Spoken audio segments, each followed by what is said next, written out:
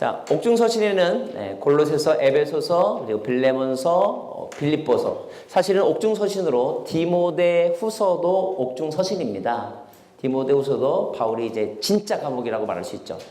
죽음을 맞이했던 감옥 상황에서 쓴 편지가 이제 옥중서신으로 디모데후서도 포함되어 있는데, 보통 사람들이 또 이제 분류할 때는 디모데전서, 디모데후서, 그리고 디도서를 목회서신이라고 따로 분류를 합니다. 그래서 통상적으로 이제 옥중서신이다라고 하면 에베소서, 빌립보서, 빌레몬서, 골로새서, 제 교재 순서로 치면 골로새서, 에베소서, 빌레몬서, 빌립보서.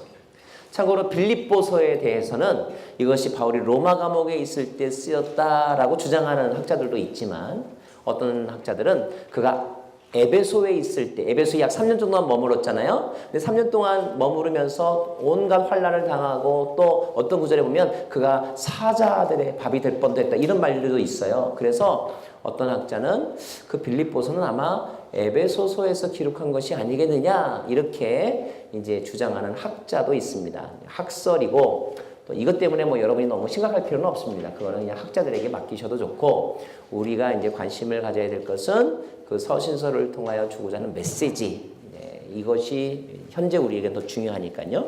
자, 골로새서, 골로새 교회는 에바브라가 회심하여 복음을 전한 곳이라고 알려져 있습니다. 골로새 교회가 직면하고 있는, 해결해야 될 영적인 문제는 무엇이냐 하면 혼합주의 사상이에요. 혼합주의. 이 혼합주의는 비단 초기 1세기경뿐만 아니라 지금도 마찬가지입니다. 교회 안에 다원주의가 들어오고, 교회 안에 불교적인 어떤 영향도 들어오고, 교회 안에 유교적인 분위기도 들어오고, 특별히 우리 한국 교회는 아주 오랜 동안 유교적인 분위기 속에 있기 때문에 복음이 들어왔지만, 그러나 가정 문화, 그 다음에 교회 정치 문화는 매우 유교적인 게 많죠. 그래서 이제 가정사역을 하는 분들이 부부 훈련하고 그럴 때 이런 가부장적인 권위를 깨트리기 위해서, 그죠? 그러니까 전통적인 가정과 성경적인 가정상을 이렇게 이제 설명하면서 이제 훈련하고 또 생각을 개조하고 그러지 않습니까? 자, 어쩔 수 없이 우리가 문화 속에 살고 또 문화를 가지고 있기 때문에 새로운 어떤 것들이 들어오거나 부딪히게 되면 기존에 내가 가지고 있는 것과 서로 이렇게 충돌하게 되고, 충돌하면서 깨어지기도 하지만 서로 타협하기도 하고, 서로 이렇게 이제 혼합되는 그런 경향들이 있는데, 어떤 거는 굳이 그렇게 뭐 목숨 걸고 싸울 필요 없이 그냥 그 당시의 문화에 따라서 이것도 좋고 저것도 좋고 이렇게 할 수도 있는 것도 있지만, 그러나 가장 핵심적인 것, 복음의 본질에 관해서는 우리가 끝까지 지켜야 될 것이 있다는 거죠. 자, 그런 부분을 말하고 있는데, 바로 그것은 무엇이냐면 기독론과 그 다음에 교회론이다라는 거죠. 213페이지 세 번째 줄을 보면, 에베소서가 그리스도의 몸인 교회를 강조했다면 골로새서는 교회의 머리이신 그리스도를 강조했다. 다시 말하면 에베소서가 교회론을 다뤘다면 골로새서는 기독론을 다룬 것이다, 이렇게 말할 수 있겠죠. 자, 골로새서가 설명하고 있는 예수님에 관한 설명, 이것은 그 당시에 찬송가 가사로도 쓰여졌다고, 노래로 불려졌다고도 알려져 있습니다. 골로새서 1장 15절부터인데 좀 길지만 그래도 제가 별도로 설명 붙이지 않을 테니까 이 말씀 자체를 우리가 좀 고백하면서 그것이 표현하는 예수님에 대해서 우리가 그림을 그려봤으면 좋겠습니다. 그 밑에 그는 철학과 헛된 속임수에 넘어가지 말 것을 당부하면서 오직 그리스도 안에 신성의 모든 충만이 육체의 모습으로 거하신다. 무슨 말인지 알죠?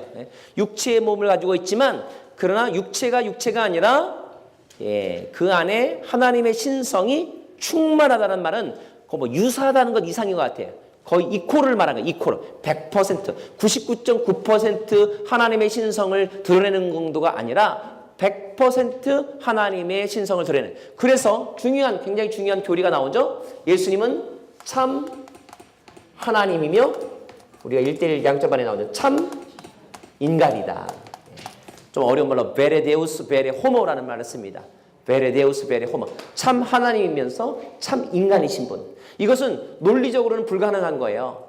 반반씩은 가능해요. 반반씩. 어떤 물체가 있는데 반은 A라는 물건이고 반은 B라고 하는 물건이다. 뭐 99%는 A고 나머지 1%는 B다. 이렇게는 가능하지만 100% A이며 100% B다라고 하는 것은 논리적으로 불가능한 거예요. 그렇기 때문에 신비이고, 그렇기 때문에 이것은 예수님의 유일성을 드러내는, 독특함을 드러내는 증거이기도 하다는 것입니다. 사람들이 흉내낼 수 없는 어떤 위대한 성인도 마호메트도 불교도 불가도 따라할 수 없는 신비, 그것이 바로 예수 그리스도의 인격이다 하는 것이죠. 넘겨서 골로새 3장 12절 말씀 보면 택함 받은 사람들의 삶에 대해서 훈계합니다. 그러므로 여러분은 하나님께서 택하신 사람들 곧 거룩하고 사랑하심을 받은 사람같이, 자 시작, 긍휼과 친절과 겸손과 온유와 오래 참음으로, 그죠? 그리고 13절 보면 용납하고 용서하십시오. 14절 보면 사랑을 더하십시오. 다 동그라미 해야 될 덕목들이죠. 긍휼, 친절, 겸손, 온유, 오래 참음, 용납, 용서, 사랑. 성령의 9가지 열매만 여러분 외우지 마시고 다 중요한 그리스도인의 덕목들입니다. 여러분 한번 나름대로 이렇게 체크해 보세요. 나에게 긍휼은 A, B, C, D 중에서 A 학점인가 D 학점인가? 나에게 친절은 B 학점인가 C 학점인가? 나에게 사랑은 다 하죠. 근데 그 사랑이 지금 어떤 사랑이냐가 중요한 거야. 그죠? 남녀 간의 사랑인가? 아가페적인 사랑인가? 이기적인 사랑인가? 어떤 사랑을 하고 있는가? 체크를 해 보시란 말이죠. 에베소서는 아까 뭐라고 그랬습니까? 교회론입니다. 그리스도의 몸. 교회는 따라합니다. 교회는 그리스도의 몸이다. 가장 중요한 교회에 대한 명제예요. 자, 여러분 교회라고 하는 단어에 예수님이 주신 핵심 명제는 마태복음 16장 16절에 있는, 그죠? 내가 이 반석 위에 내 교회를 세우리니 음부의 권세가 이기지 못할 것이요 내가 너에게 천국 열쇠를 주리니, 그죠? 내가 이 땅에서 열면 하늘에서 열리게 될 것이라. 그래서 교회란 고백 공동체이다. 교회란 예수 공동체이다. 교회란 능력 공동체이다. 이런 말들을 씁니다. 자, 그 예수님이 말씀하신 그 한 구절 되는 그 교회론 플러스 굳이 말하면 서신서에 나와 있는 교회론, 그것이 바로 에베소서인 거야. 자, 거기서 우리가 한 가지 더 덧붙일 수 있는 교회에 대한 명제는 뭐냐면 교회는 그리스도의 몸이다. 그리스도의 몸이다. 그래서 그리스도를 머리로 하여 마치 사람으로 비유한 거죠. 손과 발과 그리고 모든 기능들을 갖춘 지체들이 있는 것처럼 그리스도를 중심으로 하여 연결된 그런 사람들의 모임, 이것이 바로 교회이다. 각 지체는 각각마다 은사가 있다. 그래서 고린도전서에도 은사장이 있습니다. 로마서 12장에도 은사의 목록이 나옵니다. 그리고 또 하나 은사 목록이 나오는 서신서가 있으니 그것이 바로 에베소서인 거예요. 에베소서. 그래서 성경에 은사에 관한 기록이 있는 것은 고린도전서 12장, 로마서 12장, 그리고 에베소서. 그래서 에베소서에 은사가 나오는데 거기는 뭐 방언의 은사, 치유의 은사 이런 은사도 나오지만 목사와 교사와 예언자로 사왔으니 이것도 은사명이라면 은사. 목회의 은사, 가르치는 은사, 이것도 은사예요, 여러분. 은사대로 주신 것은 그 은사는 무엇을 위해서다? 교회의 덕을 세우기, 그리스도의 몸을 세우기 위해서 우리에게 주신 툴. 은사는 도구입니다. 도구. 은사는 도구다. 도구는 인격이 아니에요. 그래서 여러분 도구에 너무 인격을 요구하지 마세요. 극단적으로 말하면 이런 거예요. 방언 기도를 잘하는 사람인데 욕도 잘하는 사람이 있어요. 왜냐하면 방언은 도구지. 그것이 사랑과 희락과 화평과 양성과 충성과 온유와 절제와 같은 인격, 성품, 성령의 열매가 아니기 때문이라는 거죠. 은사주의는 그래서 위험한 거예요. 은사주의는. 우리가 굳이 더 집중해야 되는 것은 그리스도의 성품, 성숙함에 성령의 열매에 관심을 갖는 것이 더 중요한 것입니다.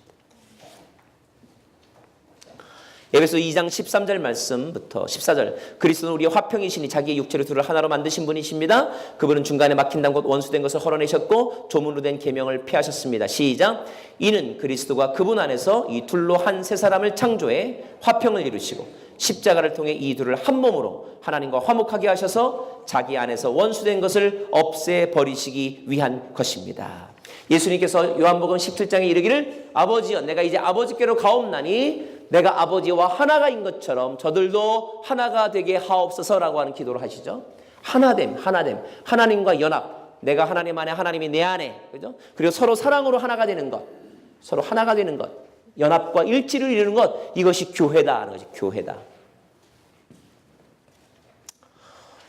바울이 에베소를 쓰면서요. 에베소서를 쓰면서 에베소서를 쓸 때가 약 대략 지금 로마 감옥에 있을 때니까 AD 약 60년경쯤인데 바울이 2차 전도여행 초기에 에베소를 가려다가 못 갔죠. 기억나세요? 3차 전도여행 때 어딜 갔어요? 에베소를 갔죠. 그리고 거기서 3년 동안 목회했죠. 3차 전도여행을 했을 때가 AD 53년경. 53년경에서부터 약 53년, 4년, 5년, 약 55년경 또는 6년경까지 에베소에서 목회를 했다 이 말입니다. 그리고 고린도에 갔다가 고린도서서 쓰고 다시 돌아오다가 에베소에 들려서 장로님들과 서로 눈물의 작별을 하고 예루살렘에 와서 재판받고 2년 동안 연금 생활하다가 다시 또 로마로 가서 지금 2년 동안 있는 거죠. 그러면 에베소 교회 성도들을 마지막으로 본 때가 몇 년 전입니까? 대략 한 4년? 4년 정도. 그러니까 4년 전에 에베소 교회 성도들을 생각하면서 썼다 이 말이에요. 그러면 바울의 마음속에 에베소 하면 딱 떠오르는 게 뭘까요? 3년 동안 했던 추억. 특별히 에베소에서 일어났던 에베소의 오순절 성령 강림 사건. 두란노 서원. 그러다 또 에베소 공연장에서 일어났던 폭동. 이런 것들이 막 생각이 났겠죠? 특별히 바울에게 있어서 에베소는요, 성령 강림 사건. 여러분, 모든 목회자나 부흥사들의 로망이 뭔지 아세요? 집회할 때 하나님 오늘 이 자리에 모인 가운데 오순절 마가 다락방과 같은 성령의 강림의 사건이 일어나게 해주십시오. 이것이 모든 부흥사들의 로망이란 말이에요. 로망. 근데 그것이 실현된 곳이 에베소란 말이에요. 바울이 얼마나 좋았겠어요. 그 순간을 잊을 수 있었겠어요? 그리고 그때 특별히 바울은 더 성령에 충만해서 막 사람들이 바울이 지나가면 바울의 옷깃이라도 만지면 막 병이 났고 바울이 안수기도 하면 막 그거 쓰러지고 도시 전체가 복음화되는 그런 일이 있었기 때문에 그래서 여러분 너희는 술 취하지 말고 오직 성령에 충만함을 갖다라. 어디 있겠어요? 어느 서신서에 있겠어요? 그렇지. 에베소서에 있는 거예요. 에베소서. 그 다음에 이제 우리 옥중 서신 중에 하나가 바로 빌레몬서입니다. 빌레몬서는 매우 아주 짧은 서신서이고 또 아주 개인적인 어떤 사건을 다루고 있는 거죠. 오네시모라고 하는 노예가 주인에게서부터 탈출하여 어떻게 하다 로마까지 왔나 봐요. 바울을 만났습니다. 바울이 그의 신분과 또 그의 삶의 히스토리에서 들었겠죠. 바울을 그에게 권면합니다. 그리고 그가 어떻게 살아야 될지에 대해서 훈계하겠죠. 또 복음도 받아들이게 합니다. 복음을 받아들였던 오네시모가 아마 이런 질문했겠죠. 선생님, 저는 이제 앞으로 어떻게 살아야 됩니까? 막 이런 고민했을 거예요. 바울이 고민했을 것 같아요. 이제 얘 어떡하나. 예수 믿어서 구원은 받았는데 난 참 이 사람이 행복하게 잘 살기를 원하는데 내가 뭐라고 조언해주면 좋을까? 그죠? 쉽지 않은 지금 바울도 쉽지 않은 지금 조언을 하는 거예요. 그 조언은 뭐냐면 너 네 주인에게 돌아가. 네 주인에게 돌아가. 여러분 이게 종과 노예 상황이지 어쩌면 저는 이럴지도 몰라요. 어떤 분이 와가지고 너무 괴롭히는 남편을 피해서 도망쳐 나왔어요. 그래서 내가 피난처가 돼서 그를 쉘터에서 그를 보호해 줬어요. 그래서 거기서 말씀도 가르쳤어요. 예수님 알게 했어요. 이제 그가 건강도 회복이 됐어요. 정서적으로 조금 더 안정도 되었어요. 이제 다시 잡을 가질 수 있는 그런 사회로 돌아갈 수 있는 그런 준비가 되었어요. 이제 살만하다고 한 꿈을 가지고 목사님 제가 앞으로 어떻게 해야 되죠? 라고 말할 때 제가 그 자매한테 남편에게 돌아가세요. 라고 말하는 것이 인간적으로 쉽겠어요, 여러분? 쉽지 않아요.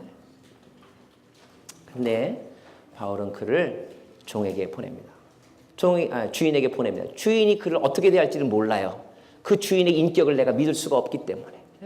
잘 왔다고 맞아줄지 아니면 너 어디 갔다 왔어 하고 더 두들겨 팰지 알 수가 없어요.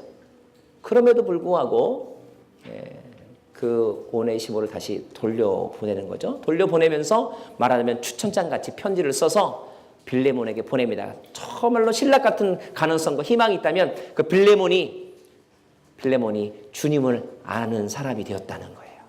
그래서 그에게 편지를 보냅니다. 이 빌레몬은 중간쯤 보면 당시 로마 제국을 지탱하는 근간이기도 했던 노예 제도에 대한 그의 생각. 당시 로마에는요 노예가 100만 명이 넘었다고 그래요. 요즘 말로 치면 3D 업종은 전부 다 노예들이 하는 거예요. 그리고 정통 오리지널 로마인들은 상류층 부의 말하자면 99%를 다 로마인들이 쥐고 있고 1%의 부를 노예들이 분담하고 있고, 그러나 99%의 노동을 노예들이 하면서 움직이는 사회. 지금의 뉴욕이나 워싱턴에서 사람들이 부르짖는 그런 모습인 거죠. 그런 세상은 여러분 망하는 거 아세요?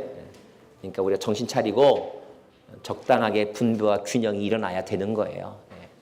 자, 여하튼 자, 결국 로마는 노예제도에 의해서 움직여졌는데, 또 당시에 노예제도는 이미 아주 오래된 관습이며 또 사회 제도이며 사회 어떤 그 시스템인데, 어떤 사람이 이렇게 말하죠. 바울 기독교가 노예제도를 인정했다면 그 기독교가 나을 게 뭐가 있느냐, 이렇게 이제 왜냐하면 보편적인 진리의 기준에서 보면 그렇게 말할 수 있는 거죠.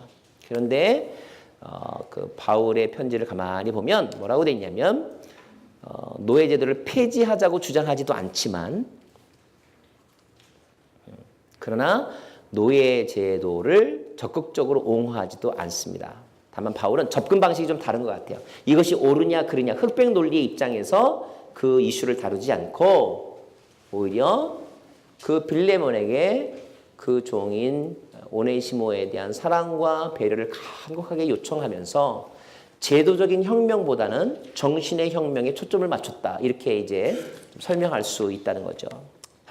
사실요 여러분, 우리는 사랑하면 사랑의 노예로 살잖아요. 그러나 사랑의 노예로 살 때는 자기가 부자유하다고 생각하지 않죠. 오히려 그 여인의 품 안에 있는 것을 막 행복해하죠. 그 사람의 종으로 살아가는 걸 행복해하잖아요. 그러니까 종이냐 자유자냐, 어떤 제도적인 타이틀, 물론 이것도 매우 중요하겠지만 어떤 관계, 실질적으로 어떤 관계냐가 더 중요하다는 거예요. 나머지는 어쩌면 은사 개념으로도 이해할 수가 있는 거예요. 그죠? 아무리 우리가 뭐 교회에서 어떤 직분을 이것은 은사 개념입니다라고 말을 해도 그 속에 있는 사람들이 이것을 계층 구조로 이해하고 승진 구조로 이해하면 그것은 그야말로 상사와 부하 같은 그런 개념이 살아나는 것이고, 아무리 직장에서 말단 사원과 회장이라 이렇게 호칭이 차이점이 있다 하더라도 그 사장의 인격과 그리고 그 말단 사원이 가지고 있는 멘탈리티에 따라서 평등한 직장인이 될 수도 있는 거고, 그죠? 그러니까 내면 세계의 가치관이 사실은 더 중요하다는 거예요. 바울은 그 부분을 다루고 있다 이 말입니다. 아시겠죠? 바울의 말 속에 이런 말이 있죠. 빌레몬서 1장 16절 말씀. 이제부터 오네시모가 더 이상 종과 같지 않고 종 이상 곧 사랑받는 형제 같은 사람입니다. 특히 내게 그렇다면 그대 빌레몬에게도 육신으로나 주 안에서 더욱 그렇지 않겠습니까? 그러니 그대가 나를 동역자로 생각한다면 내게 대하듯 그를 무엇으로 형제로 받아주십시오. 이런 말입니다. 그리스도 안에서 우리는 형제다. 이런 말. 그 다음에 또 하나가 이제 빌립보서입니다. 빌립보서. 빌립보서.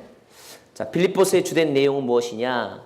바울이 빌립보서 교회들에 대한 감사의 마음, 그리고 격려의 마음이 담겨져 있습니다. 밑에서부터 네 번째 줄, 빌립보 교인들이 복음에 동참해 준 것에 대해서 감사하며 그들이 보내준 헌금에 대해서 인사하고, 그들의 도움이 워낙 컸기 때문에 기도와 물질로 섬겨주는 든든한 후원자들에 대해서 이제 바울이 감사의 편지를 쓴 것이 빌립보서라고 이해하면 좋습니다. 제가 가만히 돌이켜보면 제가 이렇게 목회를 할 수 있는 것은 다 우리 성도님들의 사랑과 배려 때문인 것 같아요. 쓸 것을 공급해주고 또 어떤 사역과 비전에 대해서 선포할 때 정말 그것을 자기 비전으로 받아들여서 옥합을 깨뜨려서 헌신하신 분들, 그런 분들 때문에 사역이 가능했고 또 저의 어떤 사역이 또 저의 오늘이 가능했다라는 생각을 합니다. 돌이켜보면 정말 우리는 은혜로 사는 것 같아요. 은혜로. 나는 사랑받아본 기억이 없어요. 나는 은혜라는 것을 경험해 본 적이 없어요. 라고 생각하는 분들 계신데 그 심정은 이해하지만 그러나 그 말은 틀린 말입니다. 세워보면 정말 받은 복을 세워보면 여러분 은혜 없이 존재할 수 없는 사람이 바로 나 자신인 거예요.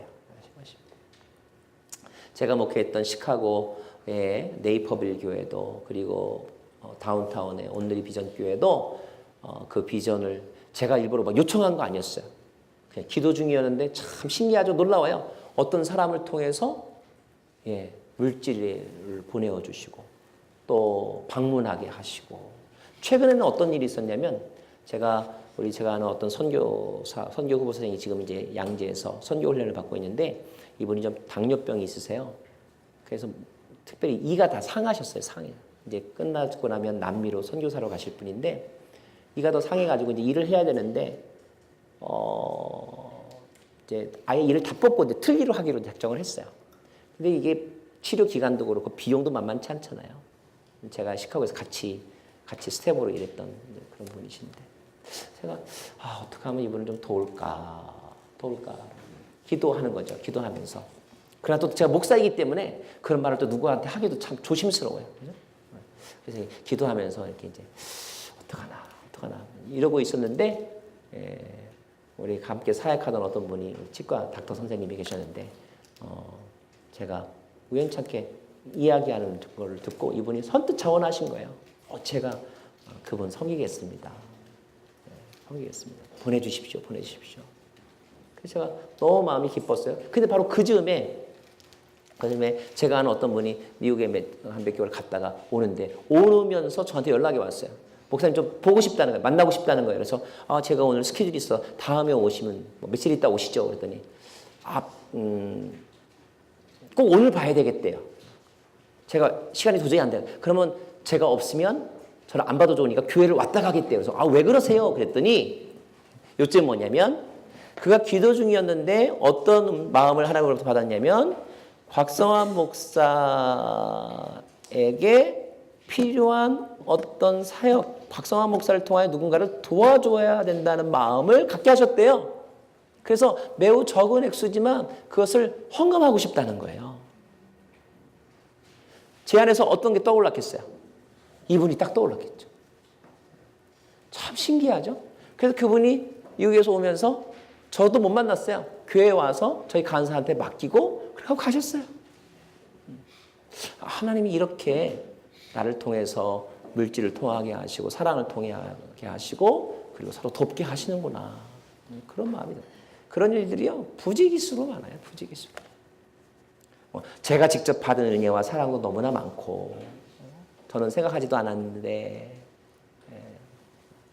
컴퓨터를 사주시고 선물을 사주시고 사역할 거리를 사주시고 그런 분들도 계시고 또 저를 통해서 누군가를 돕게 하시고 또 교회를 개척하게 하시고 그런 일들 저에게서 온누리교회 또 우리 공동체 성도님들은 참 너무너무 귀한 분들 그런 생각을 합니다. 그런데 누구에게나 그런 대상들이 있어요, 여러분.